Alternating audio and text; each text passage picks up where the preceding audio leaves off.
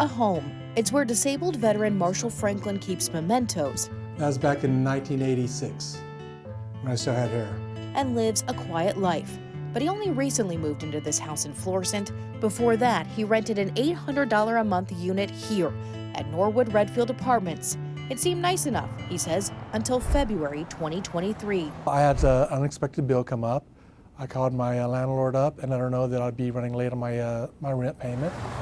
But instead of giving him some grace, within a few weeks, an attorney representing the apartment filed an eviction lawsuit against him, demanding $968 and the apartment back.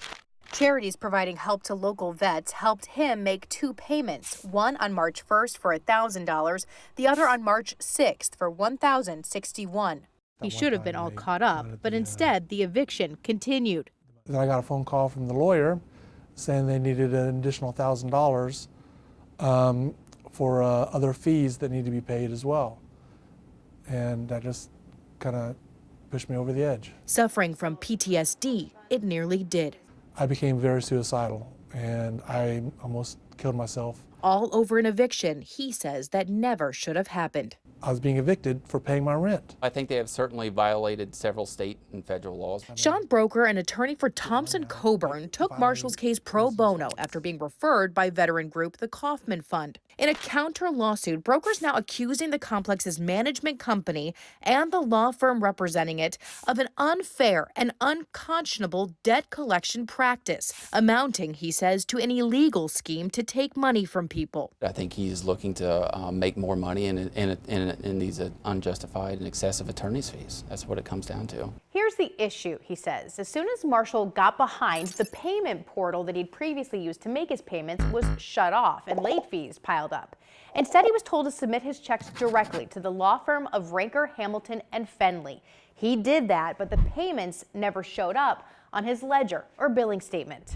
Instead, Broker's suit alleges Franklin's payments went into the law firm trust account. The firm, the suit says, relies on these, quote, misleading ledgers to help them engage in unfair, unconscionable, and abusive negotiation tactics to leverage unjustified and excessive monetary awards. In response, the complex and the law firm have denied the allegations, arguing that under Marshall's lease, attorney's fees and court costs would be considered additional rent. Neither, though, agreed to respond to our inquiries on camera. You ever seen anything or heard of anything quite like this happening? No, I have never seen anything like this. You know, when this came in, we thought this was a simple landlord-tenant dispute, and it's blown up to be way more than that at this time. And you think there may be a potential pattern of doing this with others? It appears that way, yes. The suit outlines a number of tenants sued for smaller dollar amounts who settled just a few weeks later for amounts much higher. In fact, First Alert 4 Investigates reviewed dozens of cases and watched off camera on a recent court day as attorneys for apartment complexes pulled tenants into side rooms and to benches to make negotiations on payments. Some tenants telling us, without representation of their own, they felt pressured to sign documents with dollar amounts they just didn't understand. I mean, to this day, do you guys understand what exactly you paid for?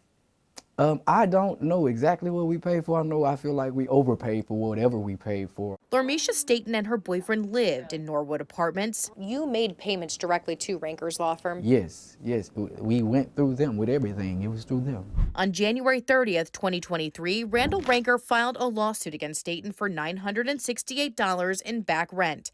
Less than a month later, on February 28th, Staten signed a consent judgment agreeing to pay more than $3,500, including $500 in attorney's fees. They was basically taking my money.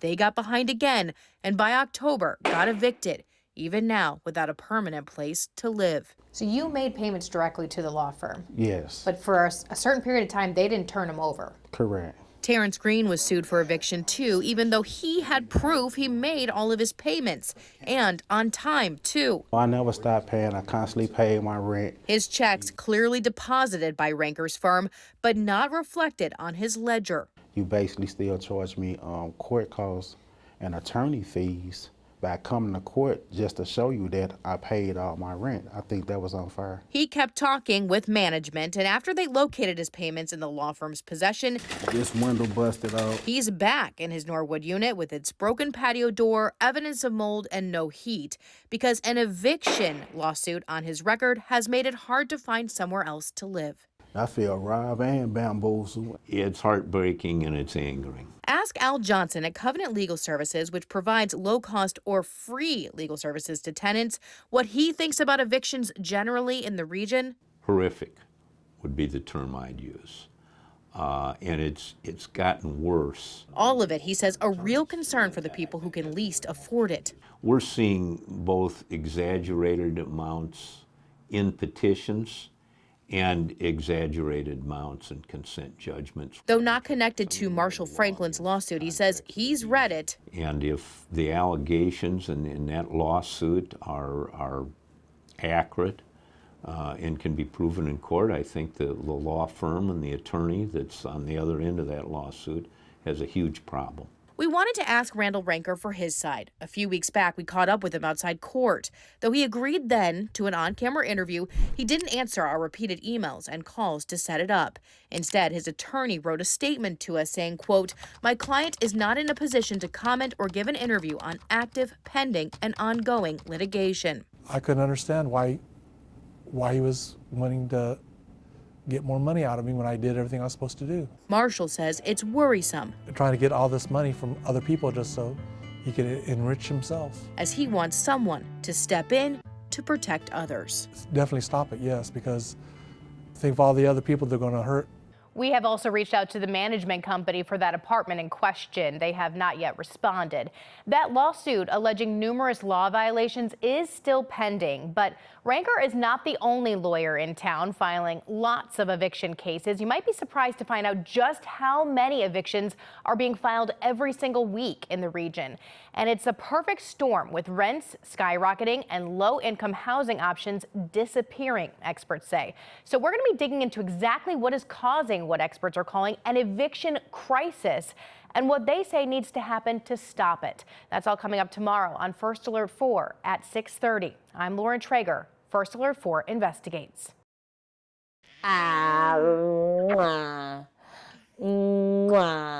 Jones can hardly keep up with her one-year-old, often gliding across the hardwood of their rental home in Bell Fountain Neighbors. I lost my job on the 13th.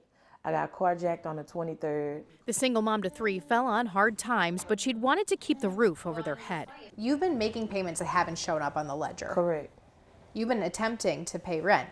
Correct. With a rental ledger that didn't reflect her partial payments over recent months, it appeared she was far behind on rent when she wasn't. The property management company and its attorney, Randall Ranker, filed an eviction lawsuit against her.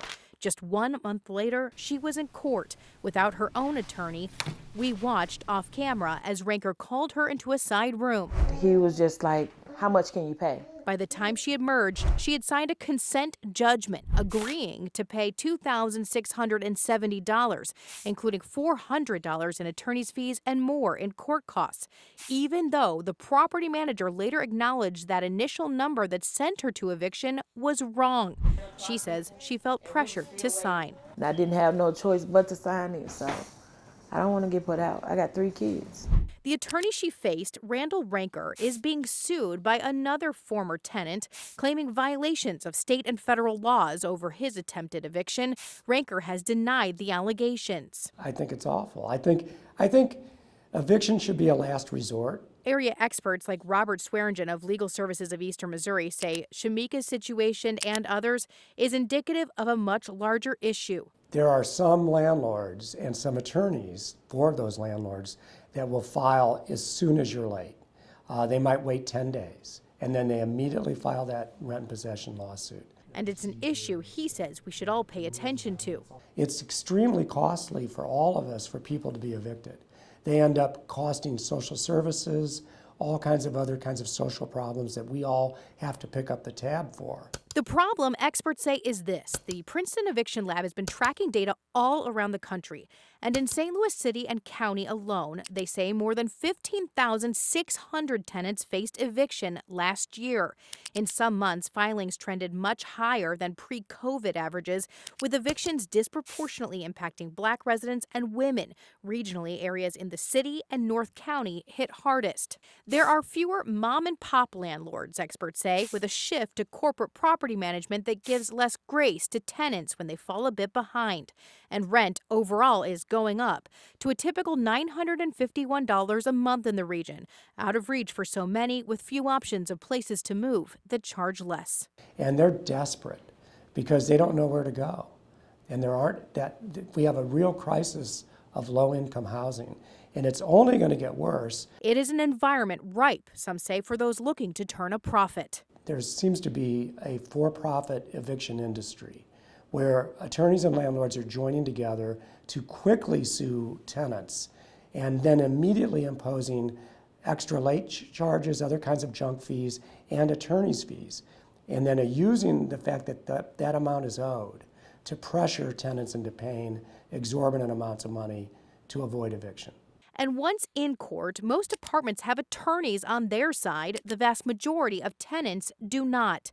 St. Louis City aldermen passed a bill giving tenants there a right to counsel, but it doesn't take effect until the summer, giving apartments and their attorneys, Swearingen says, the upper hand, allowing them to pursue late fees, attorney's fees, and other add-ons. And then they use that attorney's fee, the fact that you owe it, to pressure you into signing consent judgments. And once tenants have an eviction on their record, it becomes nearly impossible to find somewhere else to live, a spiral that can lead them right to slumlords. He had raw sewage in the basement, and he had people living in there and wanted to move more people in. Experts point to Dara Doherty as an example. First Alert 4 Investigates told you she's accused of allowing people to live in deplorable conditions, even in condemned properties, people who perhaps had no other options. But some eviction attorneys who file dozens, if not hundreds of evictions a month, often make no apologies for their work.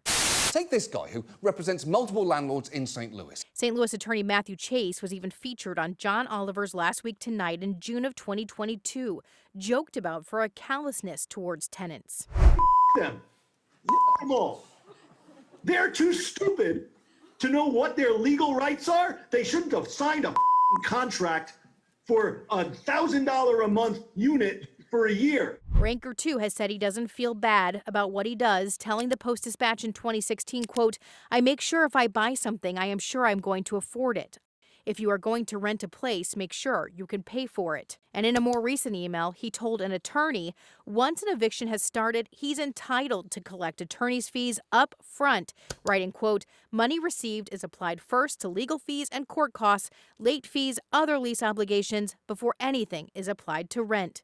This is not the way it's supposed to work. Rent is rent, late fees are late fees.